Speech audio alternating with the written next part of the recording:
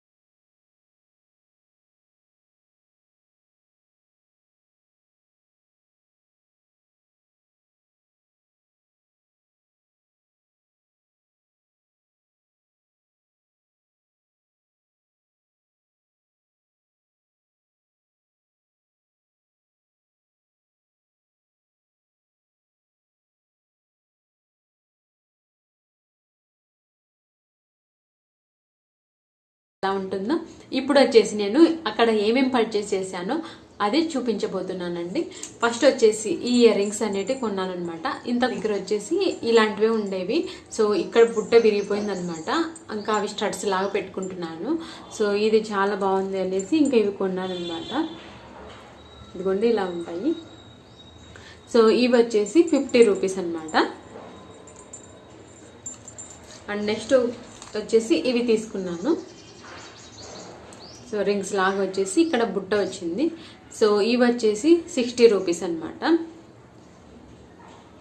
So red కలర్లో తీసుకున్నాను. So ఈ ఇయర్ రింగ్సే కొన్నాను అనమాట.